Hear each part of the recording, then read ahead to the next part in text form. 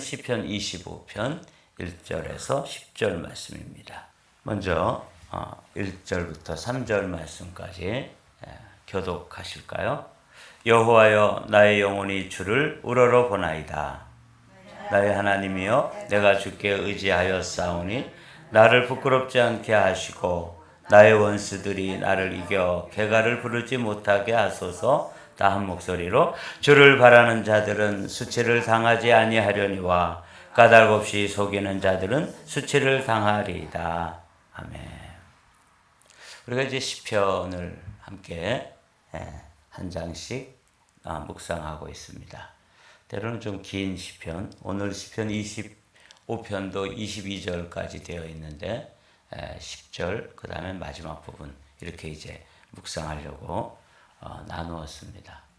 이 시편을 이렇게 우리가 묵상할 때 좀 어려운 점 한 가지는 뭐냐면 시는 시가 가지고 있는 내용, 또 시를 쓰게 된 역사적인 배경도 있지만 시는 또 그 언어가 가지고 있는 형식이 있습니다. 그렇겠죠? 한국말로 된 시, 이걸 이제 영어로 옮긴다. 그러면 뭐가 사라지냐면 그 한국말이 가지는 고유의 언어, 그 맛이, 그 언어의 맛이 반감되거나 아니면 살려내지 못하는 거죠. 동일한 방식으로 이 히브리 말로 되어져 있는 이 구약 성경의 이 시를, 이 문학적인 형식을 갖추고 있는데 이걸 이제 또 우리나라 말로 이제 바꾸면 거기에 또 이렇게 그 히브리 말이 가지고 있는 고유의 운율이라든지 그 언어의 맛이라든지 그 느낌이라든지 이런 걸 살려낼 수가 없는 거예요. 이 시편 22편은 이제 그 학자들이 답관체다 이렇게 부르더라고요. 이 답관체라는 게 뭐냐면 히브리 시의 표현 방법 중에 하나로서 각 절의 시작을 알파벳 순으로 하는 거예요. 그러니까 이 히브리어를 아는 사람들이라든지 또 히브리 사람들은 이 시를 딱 펴보면 알파벳 순으로 쭉 각 절이나 또 행 또는 연, 그렇죠? 이렇게 이제 알파벳 순으로 이렇게 되어 있으니까 아주 그 문학적인 어떤 수려함, 그리고 문학적인 어떤 그 깊은 맛 뿐만 아니라 이제 그 언어가 가지는 고유한 느낌 같은 게 이제 이렇게 확 살아서 들어오겠죠. 근데 우리는 이제 이 시를 한국말로 번역해가지고 이제 그 내용, 그 뜻만 어렴풋이 이제 가지고 와서 말씀을 묵상해야 되니까 이제 많이 그 본래의 이 다윗이 시를 쓸 때 A, 그러면 A로 이렇게 시작되는 단어로 B, 그럼 B로 시작돼. 이렇게 해서 22절의 시편을 기록했는데 그 맛은 뭐 완전히 살려낼 수가 없었던 거죠. 이 답관체라는 것을 이제 우리나라 말로 설명하면 기역, 니은, 디귿으로 되어져 있는 그런 말로 이제 이렇게 시작하는 거죠. 기역, 그러면 가장 높으신 주님을 찬양함이 마땅하도다. 니은, 그러면 니은이 들어간 단어로 시작하는 거예요. 내가 온 마음을 다해 주님을 찬양하리다. 디귿, 그러면 어떻게 해요? 다 함께 모여 성소에서 함께 주를 찬양하리다. 이런 형식으로 시가 되어져 있는데 이걸 이제 영어로 옮겼다. 그럼 기역, 니은, 디귿을 살려낼 수가 없잖아요. 그죠? 이렇게 되면서 이제 그 시가 가지고 있는 고유한 맛을 반감시키는 거죠. 그래서 이제 번역은 반역이다. 이렇게 뭐 반역한다는 게 아니라 반만 번역할 수밖에 없어요. 어떤 나라의 말이든지 그걸 다른 나라 말로 옮길 때의 한계 같은 거죠. 오늘은 이 시는 이제 이런 답관체 형식으로 되어 있는 문학적으로 아주 잘 짜여져 있는 시인데 중요한 것은 그렇게 문학적으로 알파, 베타, 델타 뭐 이런 식으로 이제 히라보로 쓰여진다면 알렙, 베이트 이런 식으로 이제 히브리어는 되어 있잖아요. A, B, C 이런 식으로 되어진다면 중요한 것은 우리나라 말로 옮기면서 그 내용을 옮겨놨는데 그 형식을 옮겨놓지 못하기 때문에 가지고 있는 한계가 있어요. 그래서 이 시는 그렇게 알파벳 순으로 이제 한 절씩 한 절씩 해서 아주 문학적인 어떤 형식을 잘 갖춰놨는데, 그러다 보니까 뭐가 이상하냐면 그 내용이 이게 앞뒤가 조금씩 잘 안 맞는 경우도 있어요. 그래서 그런 내용이 이제 안 맞는다기보다는 이렇게 일관성이 이렇게 좀 떨어지게 되겠죠. 아무리 문학적으로 그래도 알파벳 순으로 맞추다 보니까 단어를 골라오다 보니까 이제 그런 또 내용상으로는 조금 앞에 했던 말하고 뒤에 했던 말하고 소위 말하는 연관성이 떨어지는 그런 걸 보게 되죠. 오늘은 이제 그런 시기 때문에 이게 이제 우리가 어떤 한 절을 이렇게 중심으로 해서 묵상을 하는 수밖에 없겠다. 그래서 제가 이제 이렇게 서론을 길게 말씀드렸어요. 오늘 1절에 보면 여호와여 나의 영혼이 주를 우러러보나이다. 다윗이 이제 이 첫 번째는 이제 알렙이라는 단어로 시작을 했을 텐데 우리는 이제 그런 맛은 찾아볼 수가 없지만 그냥 그 내용을 이제 잘 충실하게 번역을 해놨으니까 우리는 이제 내용을 따라가면서 이 다윗이 어떠한 그 마음을 가지고 신앙생활을 했는지 그의 중심, 그걸 오늘은 우리는 살펴보기를 원합니다. 여기 우러러본다. 여호와여 나의 영혼이 주를 우러러보나이다. 이게 이제 다윗이 자신의 삶을 경영할 때 그 신앙생활을 하던 그다음에 일상생활을 하던 그런 모습을 한 센텐스로 보여주는 단어예요.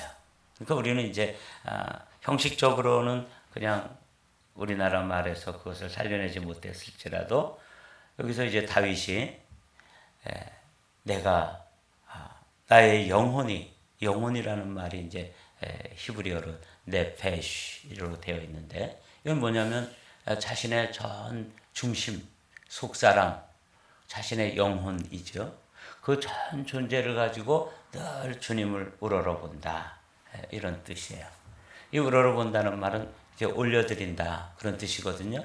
그러니까 무슨 일을 만나든지 자신을 하나님을 향해서 올려드리고, 그래서 이제 이걸 제사 용어로 사용한다면 제사 중에서 이제 살아있는 불태워서 드리는 번제가 있고 희생 제물을, 그리고 희생 제물을 그냥 이렇게 들어서 올려드리는 그런 제사가 있는데 그걸 거제라 그래요. 거제는 제물을 이렇게 상하로 하나님께 이렇게 흔들어서 올려드리는 그런 모습이 거제고, 요제는 좌우로 이렇게 흔들어 가지고 하나님 앞에서 올려드리는 제사법인데, 여기 우러러보나이다 하는 것은 거제와 같이 자신의 영혼, 자신의 전 존재와 속사람을 늘 하나님을 향해서 이렇게 바라보는 마음의 자세가 마치 제사를 드릴 때 그 제물을 이렇게 올려서 하나님 앞에 올려드리는 그런 모습으로 신앙생활을 했다는 거예요, 다윗이. 그래서 우리도 이제 이 아침에 오늘 하루의 삶, 그리고 우리의 앞으로의 삶, 또 이제 새해를, 한 해를 마무리 짓고 새해를 준비하면서 우리의 삶의 자세, 모습이 뭐냐면 우러러 보나이다. 무엇을? 주를. 누가? 나의 영혼이. 그렇게 이제 기도하는 것이죠. 나의 하나님이여 내가 주께 의뢰하였사오니 나를 부끄럽지 않게 하시고 나의 원수들이 나를 이겨 개가를 부르지 못하게 하소서. 주를 바라는 자들은 수치를 당하지 아니하려니와 까닭없이 속이는 자들은 수치를 당하리이다. 이게 이제 다윗의 신앙관이 여기 들어 있는 것이죠. 우러러 보나이다. 이것을 다른 말로 표현하면 어떻게 표현하는 거예요? 의지하고 있습니다. 늘 그분에게 신뢰를 하는 거죠. 그리고 또 그걸 다른 말로 또 표현하면 뭐예요? 바라보는 것이죠. 그래서 우러러 본다, 의지한다, 바라본다. 이게 다 다윗이 일상생활, 그게 어떤 것이든 그가 목동이었을 때 그 푸른 초장과 맑은 시냇물가로 양떼들을, 그 목자의 오직 한 관심은 뭐냐면 양떼들을 되도록이면 좋은 풀을 먹이고 되도록이면 또 맑은 시냇물, 건강에 좋은 물을 마시게 하고 뭐 이게 목자의 전 관심이지 않겠어요? 예. 말씀드린 대로 저희 집에도 이제 소가 없었는데 소가 한 마리 들어왔을 때 송아지를 저희 집에서 하여튼 이제 풀들을 이렇게 배우는데 그걸 꼴이라고 그러잖아요. 꼴을 배우는데 꼴 중에서 이름이 어떤 꼴이 있냐면 아들맥이라는 게 꼴이 있어요. 그러니까 그건 소가 아주 제일 좋아하는 거예요. 토끼는 토끼가 좋아하는 풀이 있고 소는 소가 좋아하는 풀이 있잖아요. 그 중에 아들맥이라는 풀이 있어요. 이거는 뭐냐면 그 중에서도 이제 딸들도 있고 뭐 여러 자녀들이 있는데 그 아들만 먹인다 그런 뜻이에요. 그러니까 얼마나 소가 좋아하겠어요. 그러니까 그건 이렇게 뚝 꺾어다가 소도 좀 막 해가지고 소가 먹는 거 봐도 진짜 맛있게 먹어요. 예. 이런 것처럼 다윗이 목동일 때 양을 치면서도 사실은 전 관심이 이 양떼들을 푸른 초장으로 맑은 시냇물가로 인도해야지. 그러면서도 그의 전 존재의 관심은 누구에게 초점이 맞춰져 있는 거예요? 주님 하나님과 늘 이렇게 교감이 되어지고 초점이 맞춰지는 것이죠. 그렇게 평화로울 때 목동 시절뿐만 아니라 골리앗과 전쟁을 하는 이런 긴박한 순간에도 다윗은 어떻게 한 거예요? 골리앗을 바라보았지만 사실은 그의 존재는, 그의 영혼은 누구를 우러러보는 거예요? 여호와 하나님을 우러러보는 거예요. 요걸 이제 오늘 아침에는 요 한 가지만 붙잡으면 돼요. 그가 사울 임금을 피해가지고 황야를, 그 사막을 막 방황하고 어느 굴 속에 숨어가지고 가슴을 졸이면서 두근두근거리고 이걸 그 다윗이 숨어 있는 굴을 그 사울의 군대가 찾아내면 어떻게 하나 그래서 막 가슴을 졸이고 있는데 어느 날 사울이 그 굴에 쑥 들어와가지고 볼일을 보는 거예요. 이 순간에도 누구를 바라보는 거예요? 여호와여 나의 영혼이 주를 우러러보나이다. 자기 전 존재를 마치 거제로 하나님 앞에 드리듯이 또 번제라는 게 이제 올라라는 뜻이거든요. 올라간다 그런 뜻이에요. 그러니까 늘 그는 하나님 앞에 예배하는 자세가 늘 자신의 전 존재 영혼을 올려드렸다 이렇게 보는 거죠. 그러니까 뭐 형식은 우리가 다 뭐 알레브로 시작하든 베이트로 시작하든 그런 건 못 찾아오지만 내용은 뭐냐면 다윗이 하나님 앞에 신앙생활하는 그 삶의 자세, 그건 뭐냐면 나의 영혼이 주를 우러러보나이다. 그 우러러본다는 것을 시적으로 이제 문학적으로 똑같은 표현을 쓰지 않고 어떻게 해요? 내가 주께 의지하였고 내가 주님을 바라보았고 그러니까 적군들이 이겨서 내가 수치를 당하지 않게 해주십시오. 그러면서 주를 우러러보았다 그 말이죠. 여기도 이제 그가 우러러보면서 뭘 찾는 거냐면 길을 찾는 거예요. 길을 구하는 거예요. 4절부터 5절도 시로 한번 읽어보죠. 여호와여 주의 도를 내게 보이시고 주의 길을 내게 가르치소서. 주의 진리로 나를 지도하시고 교훈하소서. 주는 내 구원의 하나님이시니 내가 종일 주를 기다리니이다. 이거 얼마나 아름다운 시입니까? 그러니까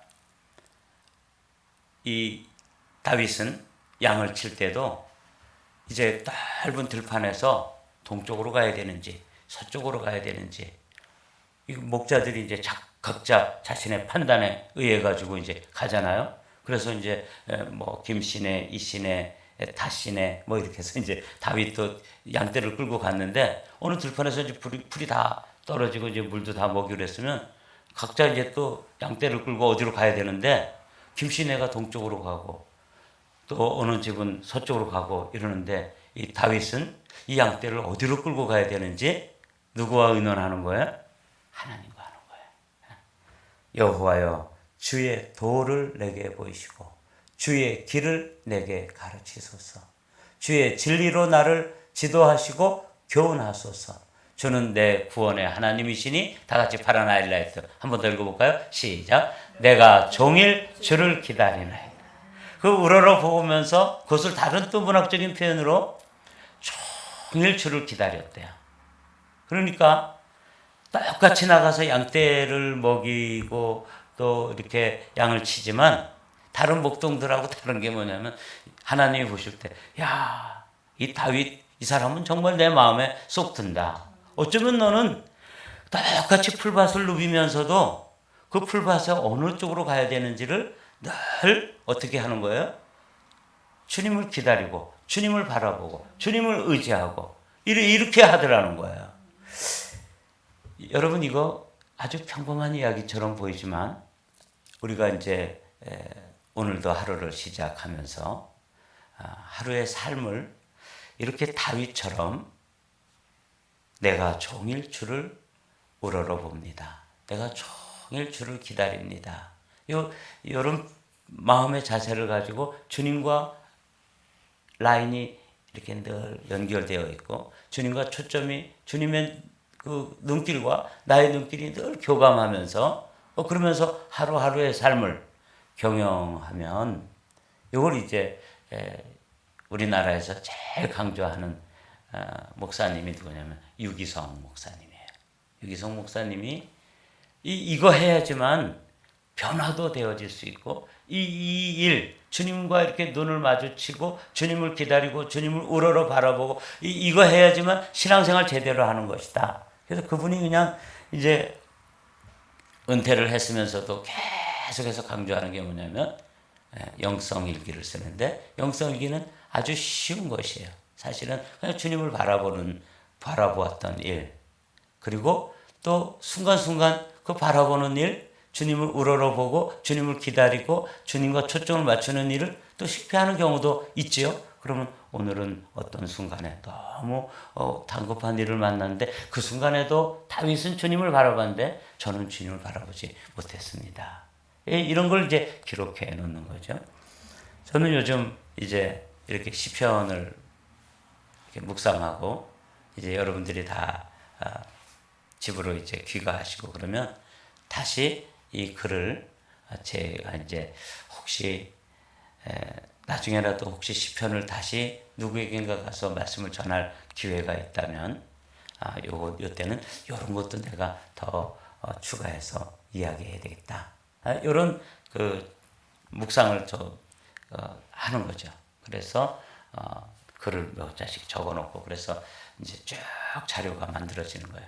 그래서 시편이 다 맞춰지는 시편 150편에 대한 파워포인트 작업했던 자료 플러스 설교를 마친 후에 그 설교 중에 떠오르는 그 영감들이 있어요. 그러니까 미처 전하지는 못했지만 나중에 기회가 되면 이런 것까지 전해야지 하는 것까지 제가 적어놓으면서 또 하루하루를 주님을 바라보면서 이제 목회를 하는 거죠.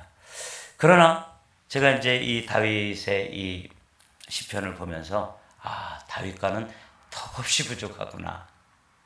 여러분 한번 여러분들의 어제의 하루의 삶 가운데서 주님과 눈길이 마주치고 주님의 마음을 헤아리려고 주님을 기다리고 주님을 의뢰하고 주님을 의지하고 주님을 우러러 보았던 것, 그런 시간들이 하루 24시간 중에서 얼마나 되실까요?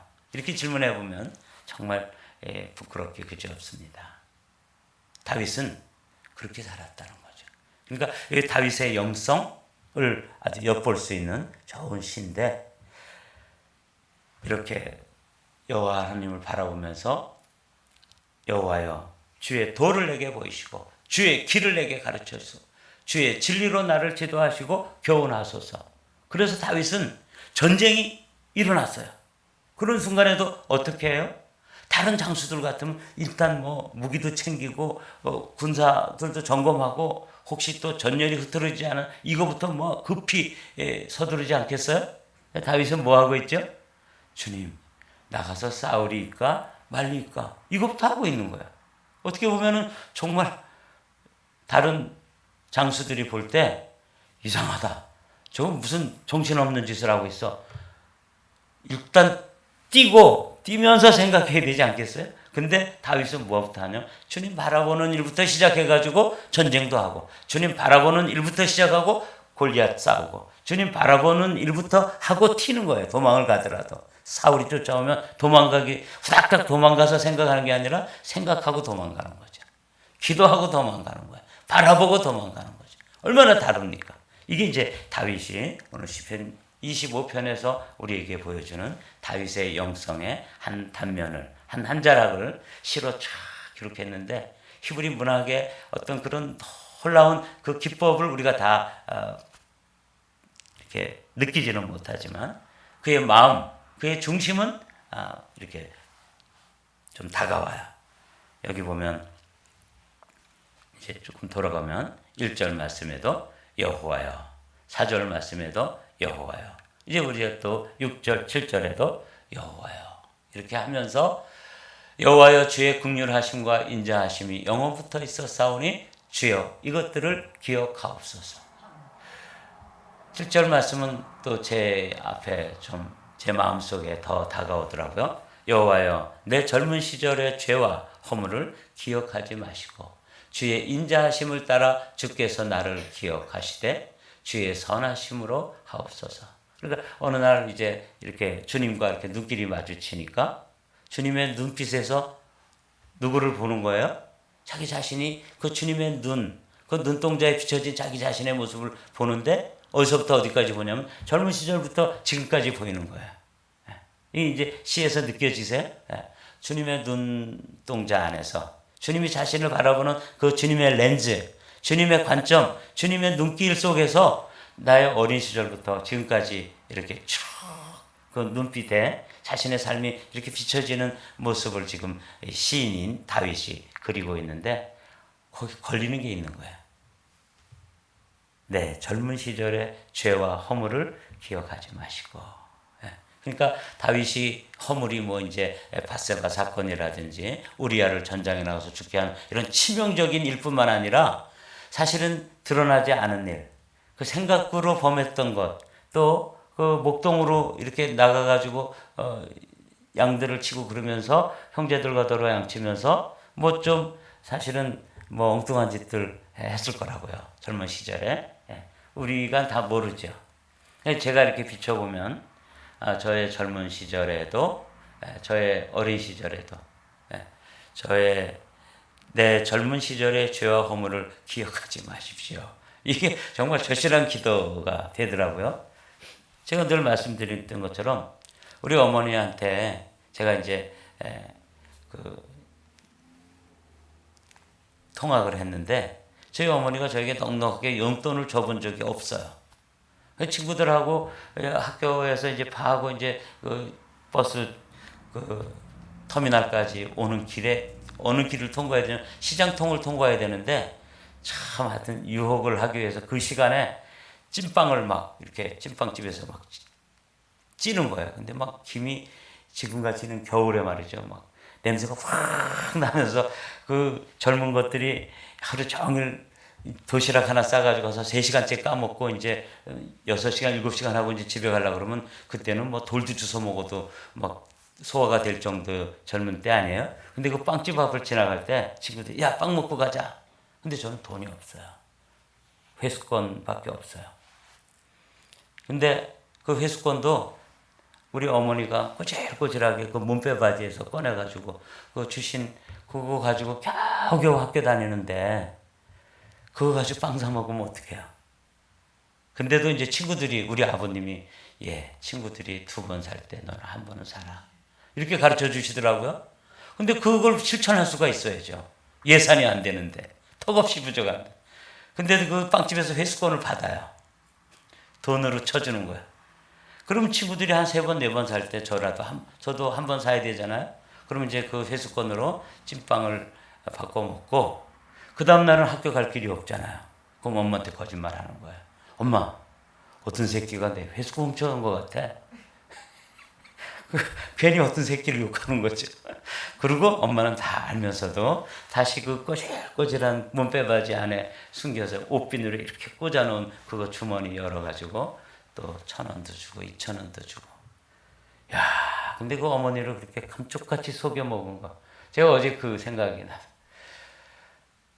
여호와여, 내 젊은 시절의 죄와 허물을 기억하지 마십시오.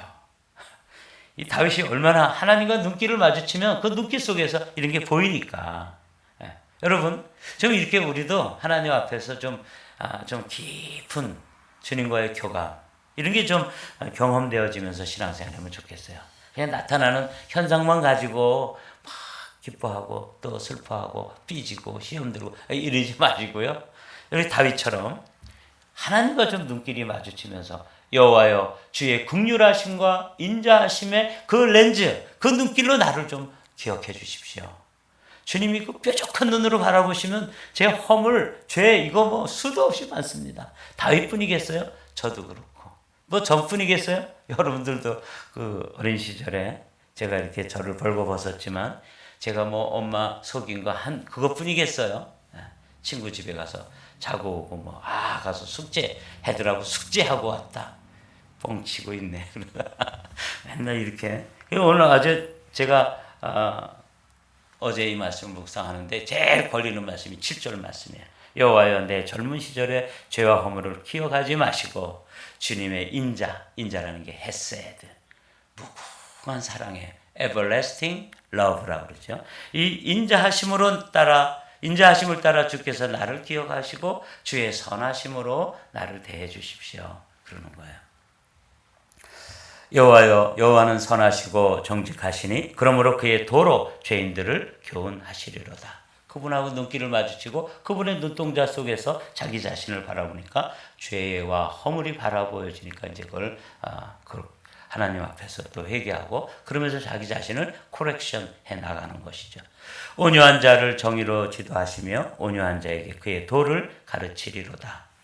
10절 말씀 읽고 마치도록 하겠습니다. 시작. 여호와의 모든 길은 그의 언약과 증거를 지키는 자에게 인자와 진리로다. 인자, 헤세드, 진리, 그 진리의 말씀, 그리고 하나님의 그 인자한 성품. 다윗이 하나님을 우러러보고 주님을 종일 기다리고 그렇게 하면서 주님의 성품, 하나님의 그 깊은 성품을 이렇게 인자, 진리의 말씀으로 자신의 길을 인도하시는 그분과 더불어서 인생길을 걸어가는 다윗의 영성의 한 단면을 오늘 아침에도 우리가 이제 살펴보았습니다. 어떻게 해야 돼요? Copy and paste. 그러니까 이제 다윗의 삶을 카피해가지고 우리의 삶에 적용해야 되는 것이죠. 오늘도 여러분과 함께 딱 한 가지만 기억하시면 돼요. 내가 종일 주님을 기다립니다. 나의 영혼이 주님을 우러러 보나이다. 똑같은 말씀이죠. 주님과 눈길을 마주치면서 오늘 하루도 승리하게 되시기를 주님의 이름으로 축복합니다.